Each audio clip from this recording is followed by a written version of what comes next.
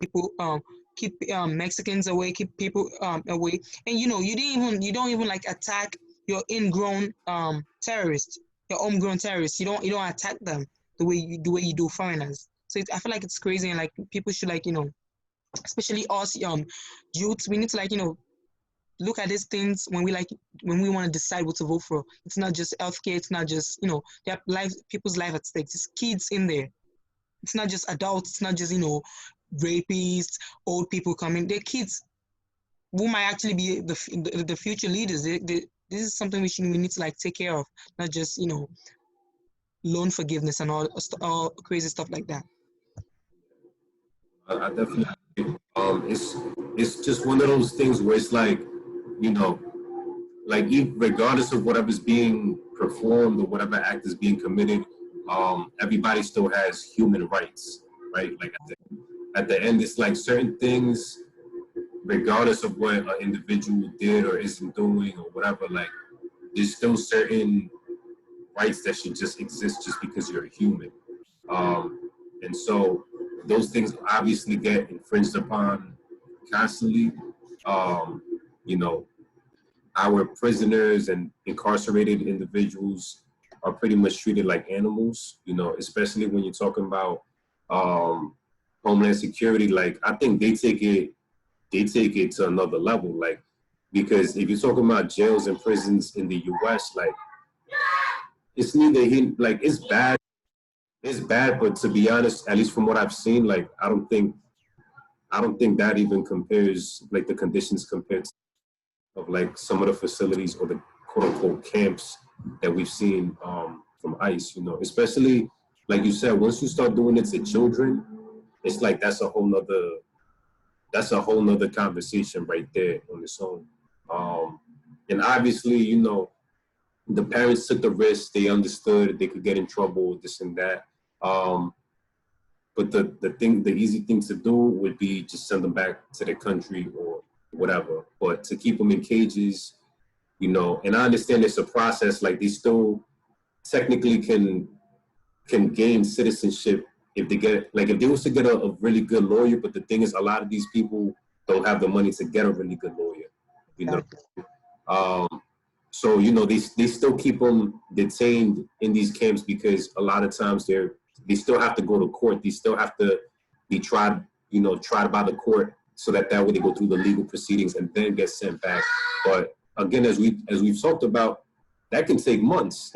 You know what I'm saying? You're talking about somebody is, you know, put in these camps and put in these positions where they're away from their kids and stuff like that.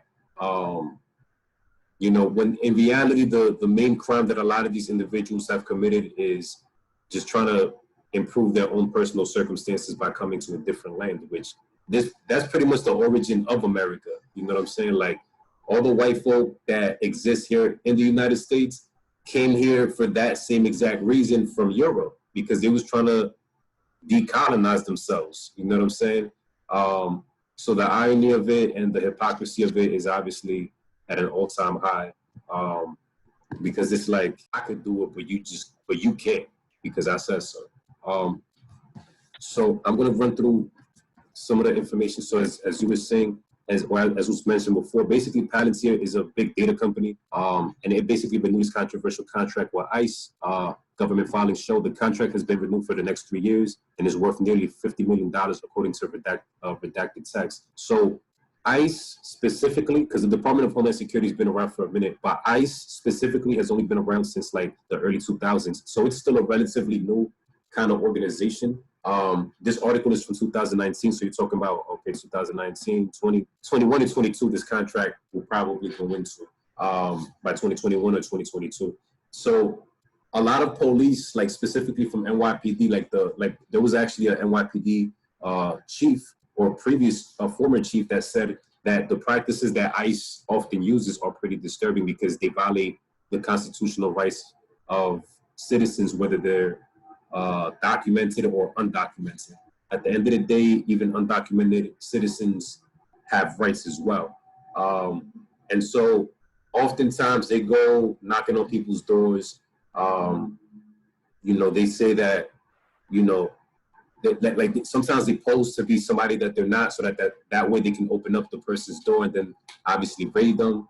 A lot of times they say, you have to give us access to your apartment without even having a warrant. Sometimes they'll, take certain family members or even kids hostage in order to get the adults out, in order to get them obviously detained and arrested and stuff like that. So there's a lot of illicit practices that go with ICE, and in the majority of cases, they're cracking down on. I'm saying this loosely. It's not me saying that people are nobodies, but they're going after regular nobodies. Like, they're going after people that are not going to change the landscape of the United States in most cases. Like, they're simply, even though it's under the table, like they're without papers and stuff like that, they're out here working construction jobs, working dishwashing jobs, cleaning jobs, things of that nature, so that way they basically can, just support themselves while they're over here. And so they go after these people in a certain way. The original contract was first awarded to Palantir on September 10th, 2014, and it was set to expire on September 25th this year, so basically 2019. The total contract amount per year was redacted, but the selected text shows that it was worth almost $50 million in total. According to the filing, the government will pay over $16 million for the first year, over basically almost $15 million for the second year, and almost $15 million for the third year, with room for additional enhancements the second and third year. So ICE clearly has a big budget, because for you to offer $50 million for a 3-year time frame, you got money on you, you know what I'm saying? And obviously the main focus is to crack down on terrorists and, criminal organizations from abroad that are a threat to the US, but in most cases, that's not what's being done. Over 80% of the cases that they hone in on are pretty much, it's like this for like different federal agencies. I know it's like that for the DEA, where like the majority of people that they crack down on are not real threats to America. You know what I'm saying? Like, they're just people who are trying to live their life and just trying to get by in a lot of cases. Activist groups have also been protesting Amazon Web Services, as Palantir software is built on Amazon's cloud. So basically, Palantir uses Amazon in order to provide its services in providing big data and stuff like that. So big data meaning like keeping track of people's whereabouts, any and every information that can be used to keep track of people is being run through these different services and stuff like that. Within Amazon, employees circulated a letter asking the company to stop working with Palantir and take a stand against ICE. Amazon Web Service did not immediately respond to requests for comments. Palantir has been valued at $20 billion by private investors and is rumored to be preparing to sell shares in the public in an initial public offering sometime in 2020. So basically, they up to this point in the article, which was in 2019, they were preparing to become a openly tradable company. So basically available in the stock market. That's how big the company is, because it's what's it called? It's valued to be at about $20 billion, the company. And they run on Amazon Web Service, which Amazon, if you buy stocks, like if you look at an Amazon stock right now, it's like, let me tell you right now, give me a second. Amazon right now is like one of the top. It's like 2,000. Yes, it's like 2,000. Like I think like just last week it was like at 2,500. Let me see. Yeah, right now it's at 2,000, over 2,600. So basically, if you wanted to buy just one full Amazon stock, just one Amazon stock, it will cost you $2,611 right now, just for one Amazon stock. But obviously, you could buy other stocks for a lot cheaper, like for example, Fitbit is at $6.28 just for one stock. It just shows you, obviously how corporations become monopolies and then they end up having so much power. And, a lot of that has to do with other people not being willing to like challenge them and stuff like that. But, it does help a company like Amazon when they literally pay zero taxes back-to-back years, because they didn't pay taxes this year and the year before, even though they make billions of dollars. But basically, Amazon Web Service, they also had provided police departments technology for like facial recognition. And after all of this stuff had happened with, the protests and Black Lives Matter and things of that nature, they basically took back that offer from the police. And, you know, that was something that was important for police. Facial recognition, that's basically a fingerprint scanner. You know what I'm saying? Like that plays a huge role in being able to, you know, do intelligent policing and stuff like that. So, let me share the screen one more time.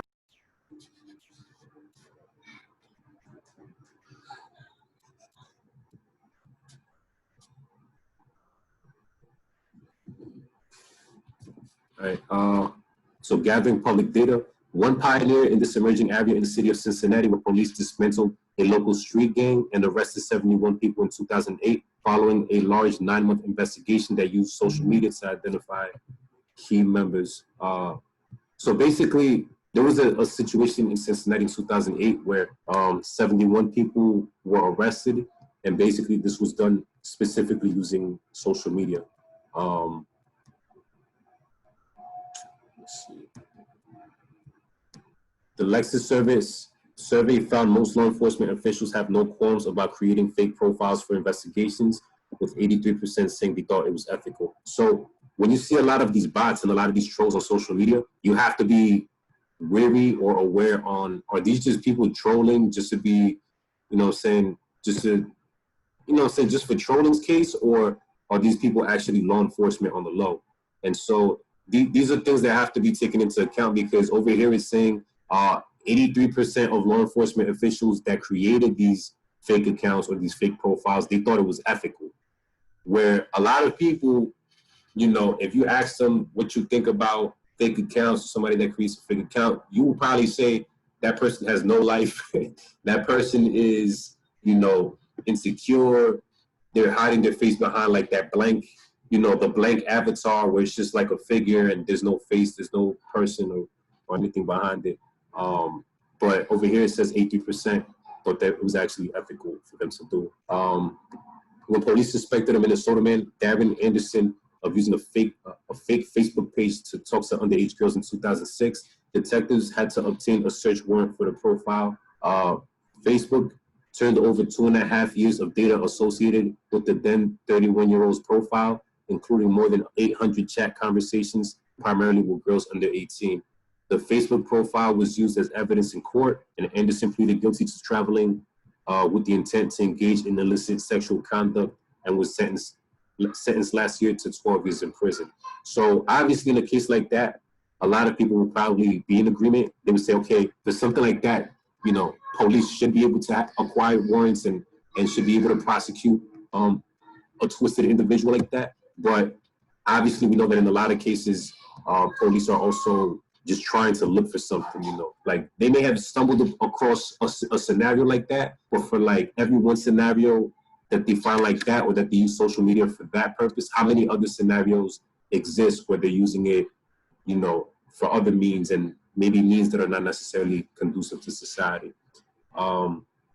Despite the widespread adoption of social media, the courts and police are still playing a game of technological catch-up. Only 10% of the law enforcement officials surveyed by LexisNexis said that they have received formal training on how to use social media for investigations. So basically, police are still kind of illiterate in using social media, and it may not necessarily be just a police thing. A lot of officers are older, you know what I'm saying? They didn't grow up on the social media, so it's not natural for them to be accessing social media the same way that somebody who's in their teens would access it. You know what I'm saying?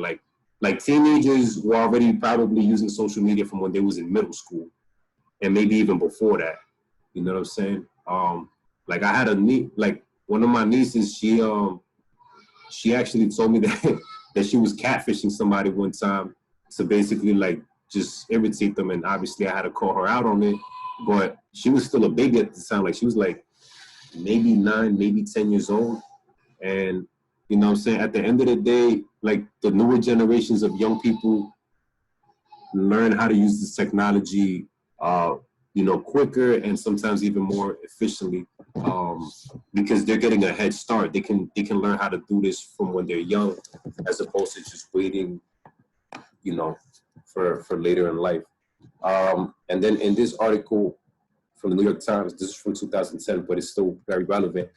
More than 100 retired New York Police Department captains and higher-ranking officials said in a survey that the intense pressure to produce annual crime reductions led some supervisors and precinct commanders to manipulate crime statistics, according to two criminologists studying the department. So here you have NYPD captains and high-ranking officers saying that they actually manipulated statistics because of the pressure that was being put on them. So that's something to keep in mind. And obviously, one of the mechanisms that is used specifically by NYPD is CompStat. Yeah, y'all remember what CompStat was, right? Like when I showed you in one of the classes.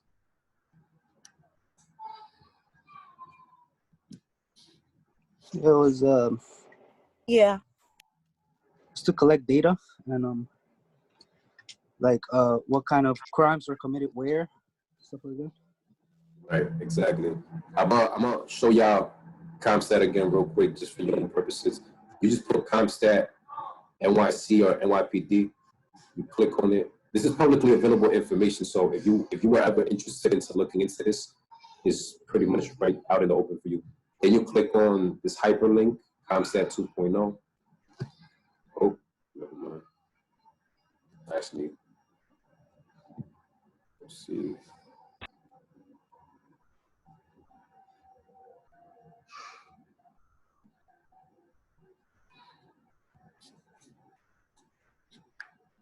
And again, this information is used for this idea called predictive policing, where based on how much crime has historically happened in a certain area, they'll probably send more police towards those areas. Like if there was a certain amount of crime that happened on 58th and 6th Ave, like around 3 p.m.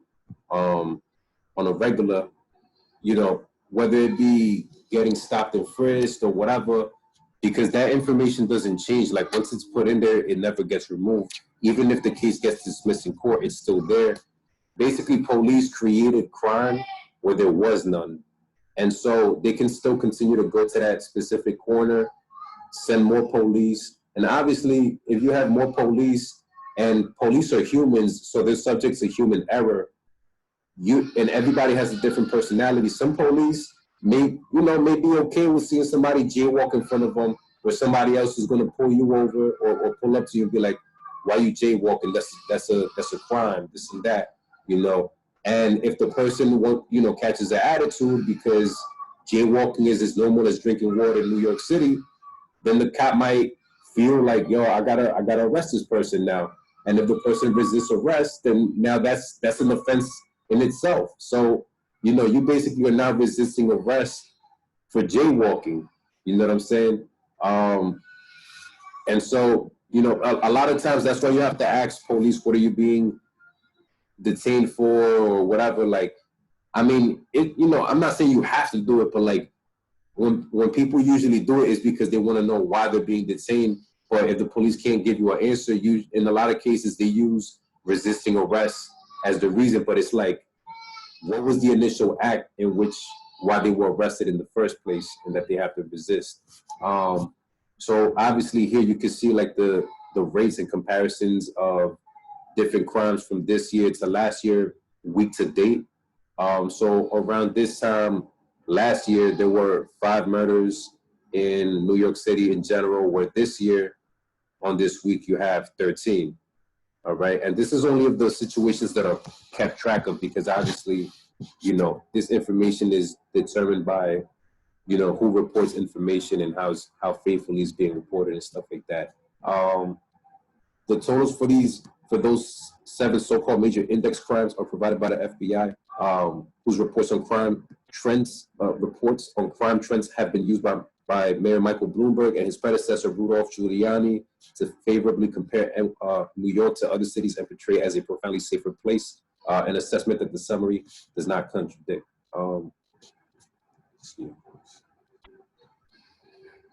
The survey, which involved an anonymous questionnaire, was done in coordination with the union representing most of the senior officers in the department. The questionnaires were sent to 1,200 retired captains and more senior officers.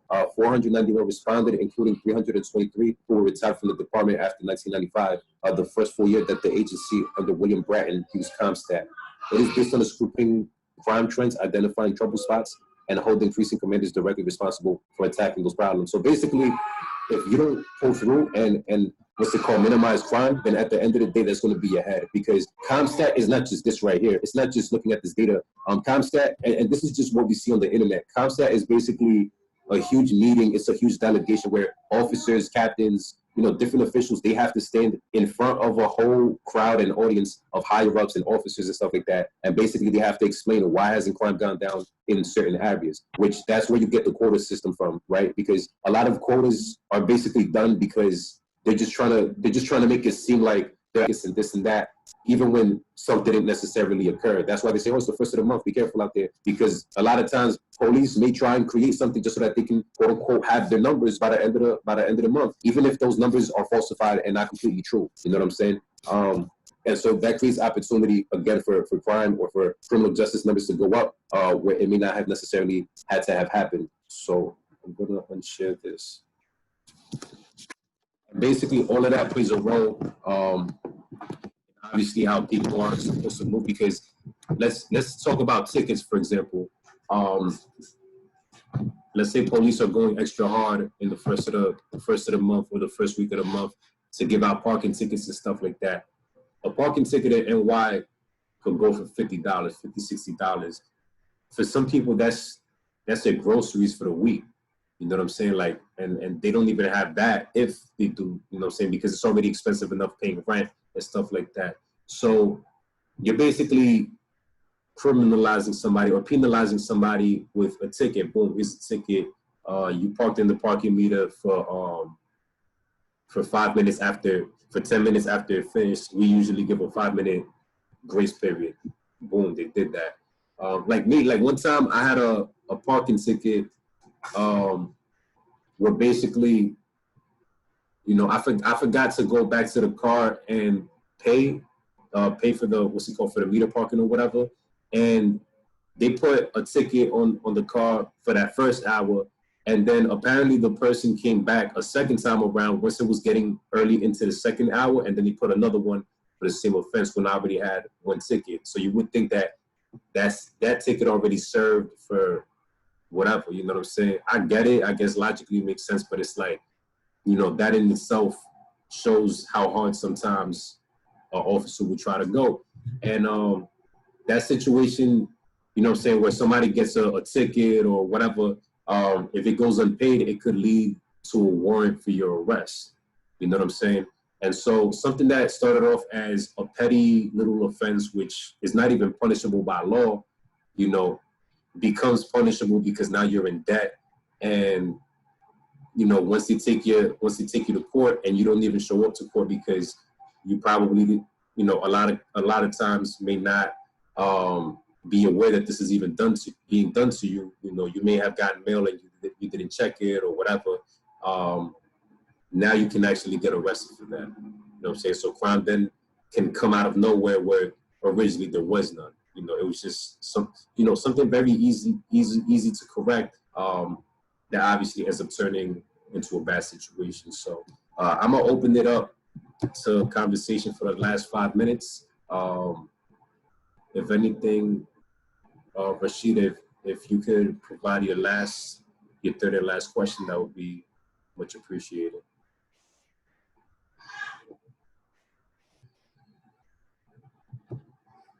Is ShotSpotter infringing on our First Amendment? Professor, just to make the question clear, when we were talking about ShotSpotter, I think it was the first week of class. I actually read the article, like for every ShotSpotter, being, I don't know, being installed, there's like a high quality surveillance camera, like accompanied. So like what the camera do is like it takes scans of like license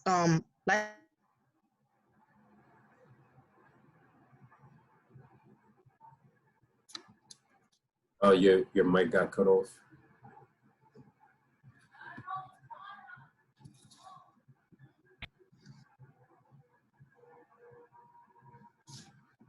Hey, Rashida, you still there?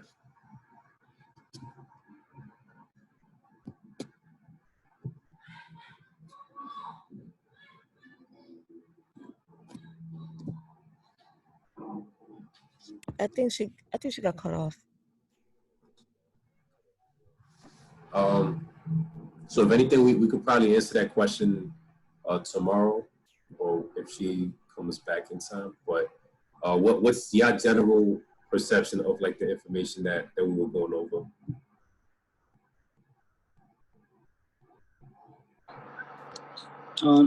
I feel that like information in the internet, it's up for grabs to anyone. Like the internet doesn't belong to anybody. So if it's law enforcement or if it's another person, there's always gonna be that your information is always gonna be vulnerable. I believe no matter if you put it public or private. Um, I feel like with all this technology, even like with the what's it called, this Peter Thiel guy, his company, like him selling it to like third parties, that just shows the how easy it is to to get information. um it's just you can't control the internet, so it the information is just out there, I believe. Right. Yes, it's definitely something that anybody and everybody can gain access to, especially hackers. Like, there's a lot of people that are very intelligent and know how to, how to go about committing crime online and stuff like that. Like, it's like one of the petty offenses that people do nowadays more than before is scamming. You know what I'm saying? Because it doesn't make sense for me to go up to somebody and rob them at gunpoint and risk my identity being discovered and my freedom and stuff like that. When I can literally rob somebody online, you know what I'm saying? Like I could legitimately just hide behind a computer screen where algorithms come up with codes to basically protect my identity and basically go into somebody's profile and rob them, or somebody's bank account and rob them, you know. Um, and so at the end of the day, like you said, everybody's information is up for grabs. Everybody's information is out there. The main thing is, just trying to make sure that you protect it as much as possible. If you lose something like like your social security card, like there's a hotline that you can call a number to basically put like a freeze on your account in order for you to, not get your information taken and violated and stuff like that. Obviously, same thing with credit cards, debit cards, things of that nature. One thing I do suggest is if you have a bank account, try to, like, if you have both a savings and a checkings account, try to keep as much of your money in in your savings account. I mean, obviously, if somebody's going to hack you, they're going to hack you regardless. But in the event that, let's say, you lose your card, that you lose your card or something like that, and the regular Joe gains access to your card, if they're going to use it, like your debit card, I mean, a credit card is different. Like, it kind of doesn't matter if depending on your credit line or whatever. But if it's like a debit card and you got your money in your savings and your checkings, at least if you have it like in your savings, because when you use your card, they're basically pulling out from your checking. Like, it's less money. They can only use so much of it.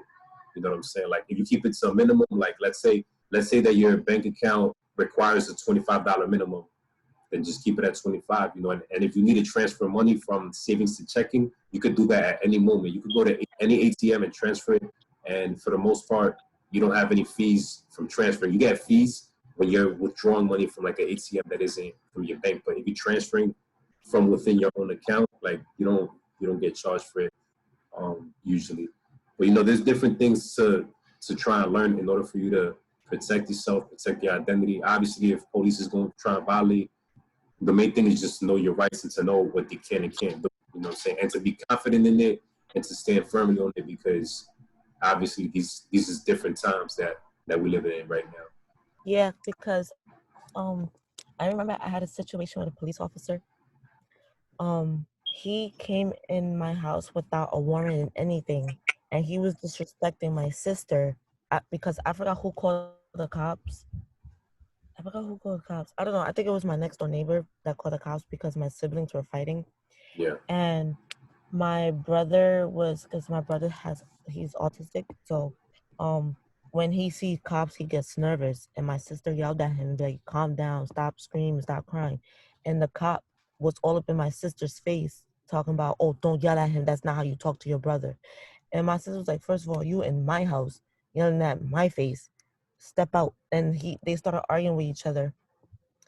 And I guess he disrespected her while my mom wasn't home. And she was underage, so she was under 18, and he disrespected her. And my sister told my mom, and she told me, and I didn't like it. So I went down to the precinct where he works at, and I made a report saying that he came to my house without a warrant and he disrespected my sister. And then he came out and started cursing me out and saying that, you're in my precinct, so I could arrest you. And I looked at him, I was like, you sound really dumb, because I didn't do nothing. You came to my house without a warrant and disrespected someone who's a minor, and you're here trying to arrest me. So I was cursing him out and whatever. So I guess one of the police officer had to tell me to go, so it won't be any arrest. Because he even said it to himself, like, your mother knows me, so I could come anytime and say anything. And I was like, yo, some police officers don't deserve to have those badges. I didn't like that. That was disrespectful. Yeah, yeah. I'm sorry you went through that, and that your family has to go through that. Because obviously nobody should have to feel threatened. By somebody that is supposedly there to protect them, especially understanding that your siblings were minors at the time. But that's something that obviously you need to take that experience, always keep it, always remember it. You know what I'm saying? And learning how you want to go about what you do in the criminal justice system. Because unfortunately, experiences like that, they're way too normal. You know what I'm saying? And that's now that things have quote unquote gotten better, because as we talked about yesterday, like corruption, especially in the NYPD, was like even crazier. Like with the example of like Frank Serpico that I mentioned. I don't know if anybody got to search him up, but like if the NYPD are willing to shoot their own, you know what I'm saying? Like, and I mean, that was something that happened like in the 60s and the 70s, but if they was willing to shoot and try to kill their own, it's like, who they not going to try to violate?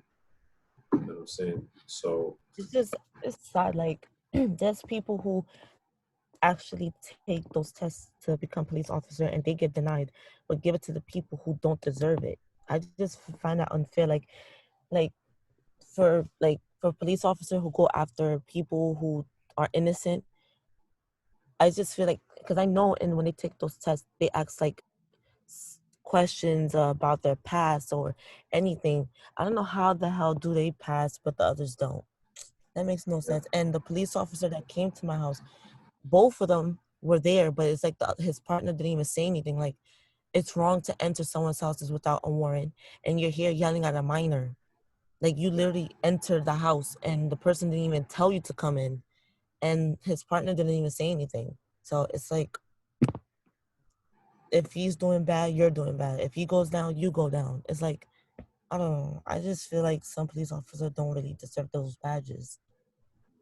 Yeah. I mean, it's definitely the blue code of silence, and we saw it with the George Floyd case, where like it's out in broad day for everyone to see. Like the one officer was just standing there letting the stuff go down.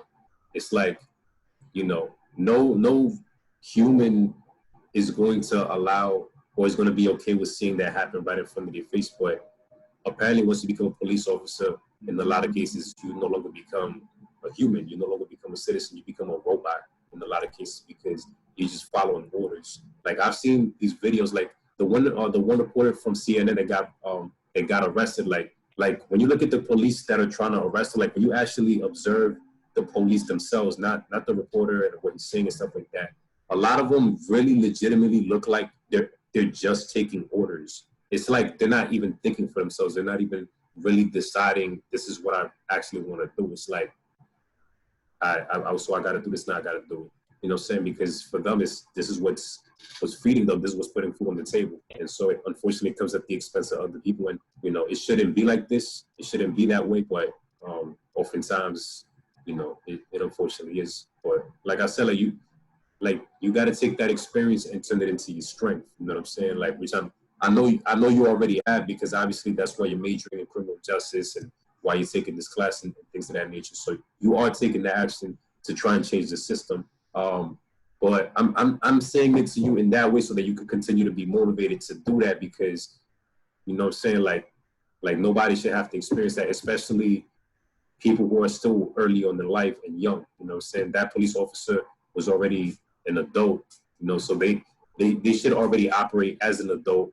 And, you know, before anything, before being an officer, they should already be thinking as a mature, you know, fully functional adult. But a lot of times, certain people get put on the job because it connects, or, you know, somehow they was able to finesse the system or get around the system. But obviously, there should still be certain checks and balances that exist even once you get on the job. But clearly, we see that it takes an eternity for any of those to kick in. But, you know, just stay motivated and don't let that situation, you know, deter you from being able to improve the system in whatever way possible. And, you know, we can always talk about like what career choices you can explore, like if it's not police, like being a police officer, or, you know, if you wanted to really focus on like policy around policing and stuff like that, we could get into like what other avenues you could take on that as well.